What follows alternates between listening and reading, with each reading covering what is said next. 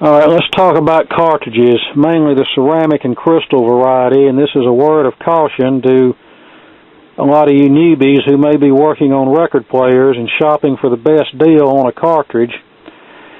In repairing these things, cartridges and idler wheels are the most expensive parts in today's world. No longer can you generally run down to the parts house and pick up a new cartridge for $3.95. Unless you look up on a deal, you're going to pay at least $20 or pretty close to it for a cartridge, and probably $30 for an idler wheel. And it's because of those kind of prices is the reason when we sell a record player that's been overhauled, that's the reason we have to ask what we do for it, because we have to get our money back on it. It's not the 90s when I could run down and get a cartridge for $5.50 and an idler wheel for about the same price, and put it in a record player that I bought for $1 at a yard sale and sell it for $20 and make a profit off of it. Those days are over with. Now, the record player we have here is a cheapo Symphonic one-tube wonder from the mid-50s, maybe late 50s. I've overhauled the amplifier, cleaned and lubricated the motor and drive mechanism. All that's ready to go. But the problem was, like with 95% of these other ones that I get, the cartridge was totally dead. And unfortunately, even though this is a nice metal static arm like what's on the school record players, it's not a half-inch mount. What we have is just a single screw mount, and the original cartridge used a 2mm all-speed needle that was a in-between size between the 1mm mono LP and 3mm 78. The 2mm was supposed to be a compromise that would play all three speeds and was common on cheaper phonographs.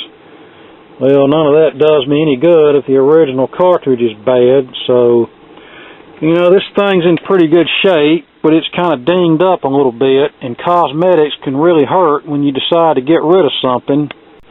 So I said I want to fix this as cheaply as possible, so I dug around in my stash and I found an old cartridge that come from somewhere. But the problem was the rubber thingy that holds the needle in was broken and disintegrated. So what I did was glued the needle in with Elmer's glue. Now that works, but I just don't like jake leg repairs. And when the time comes for this needle to be replaced, somebody's going to have a little bit of difficulty doing that. Now, as you can tell here in a second,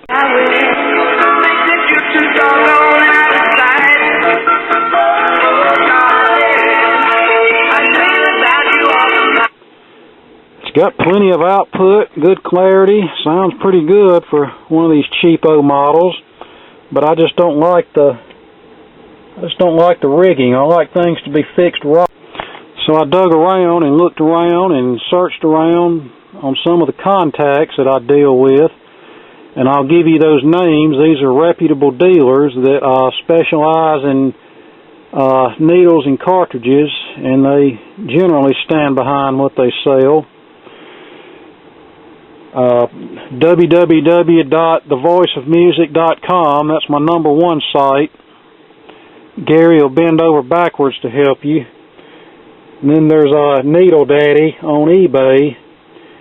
And then there's also another eBay seller, 92HDCMA. That's Ed Crockett of Vintage Electronics in Hattiesburg, Mississippi.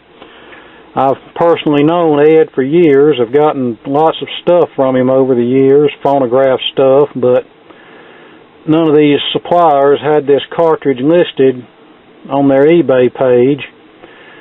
So I said, well, let me look and see if anybody has a cheap one that I can take a chance on. And just about every one that I found was in the $39 to $65 range, and I said, no, I'm not spending that kind of money for a cheap one-tube wonder record player and then get the cartridge and it may be totally dead. So I found one cartridge for $22 and something with free shipping, put it in my watch list and looked at it for the longest time, hoping I'd see something cheaper. Well, nothing cheaper came along, so I said, what the heck, I'll pull the trigger and hope for the best. Well, it looks all nice and clean and pretty and not corroded, but the thing is dead as a doornail, brand new out of the package. And that's a common problem with these crystal cartridges. Even brand new ones can absorb moisture, and that just takes its toll on them. Now, I could be a prick and file an item not as described claim, but I'm fully aware that I was buying the cartridge as is and was taking a chance on it, and if I wasn't willing to do that, I shouldn't have bought it. However, when I think about all the other cartridges I've bought, taking chances on, $5 here, $10 there, $22 there, it all adds up. And I could buy a whole lot of capacitors and resistors and such with that money, so it's probably better just to, if you can find the cartridge from a reputable supplier, buy it from them. It may cost a little more, but at least you know that if there's a problem with it, they'll either replace it or they'll give you your money back on it.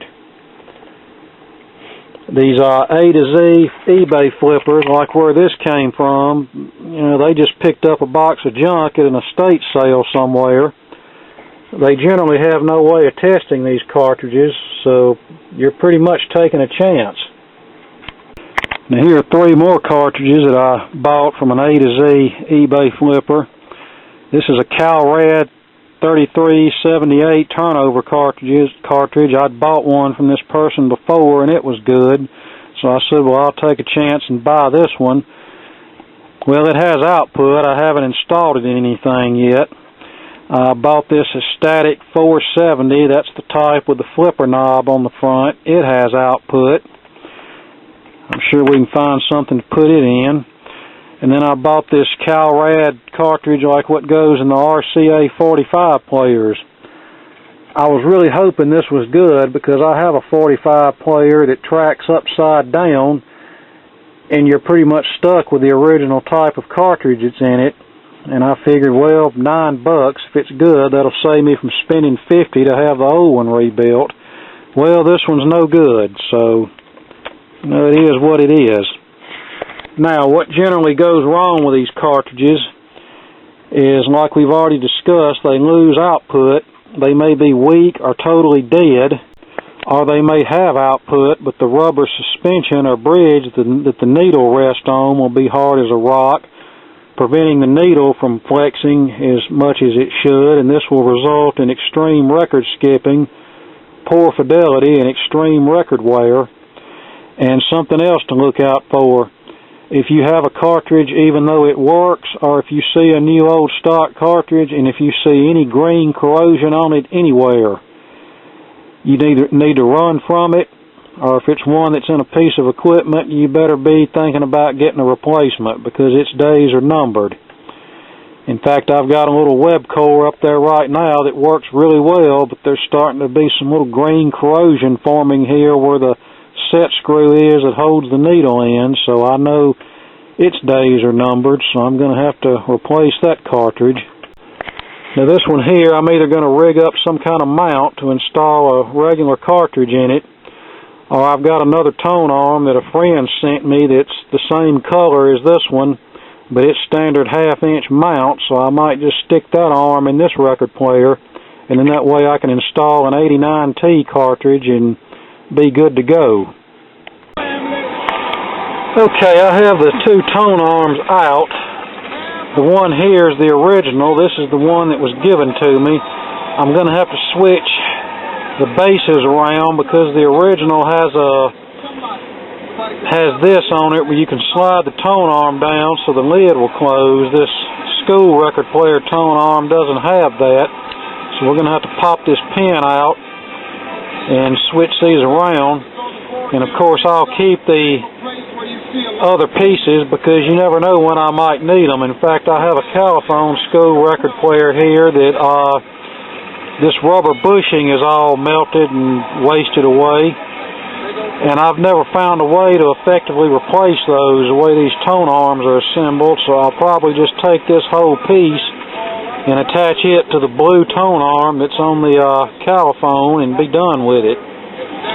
See, when you're fixing up this old stuff, you better save every piece because you never know. when it's going to be needed to get you out of a jam. Got Family Feud on in the background, and I'm old enough to remember when Richard Dawson hosted it. Of course, back then the show was a little more classier, and the questions wasn't quite as dumbed down back then. Alright, here we are with a little piece switched around. And before we continue with the Tonearm saga, this is the after effects of a selenium rectifier blowout. Generally what happens, the rectifier shorts and the carbon composition surge current limiting or dropping resistor that's in series with it goes up in flames, and everything's all blacked up here on the chassis. Here's the amp cover, it's all blacked up, and the flames even got out of here and got to the wooden cabinet and blacked it up.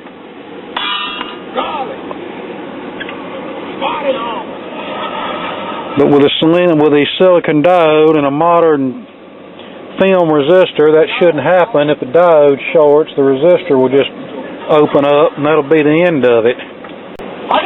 Well, my original Tonearm wire that I stuck in this arm wasn't really in the best of shape. Cheap, flimsy wire, so I'm using a little bit better wire. Actually, the wire that came out of this arm originally. And as you can see, I ran heat shrink tubing over the connections as sort of a strain relief measure to help prevent the connections from breaking when flipping this back from LP to 78 and vice versa. Alright, here we are, all almost ready. I need to reassemble everything, but this thing has plenty of volume now. And I go to sleep. May not be quite as hot as the original 3-volt cartridge, but it's plenty hot enough.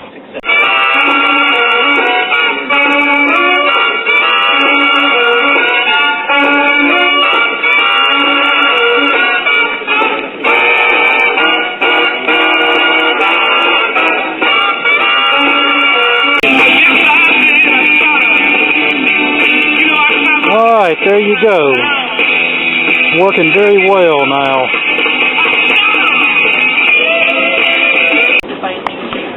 Now on this one, in order to store it, you have to press this down at the back and lock it down, and then clip it here at the front. That's the reason I had to switch out this base piece here, because the one that was on this arm sticks up too high and wouldn't let the lid go.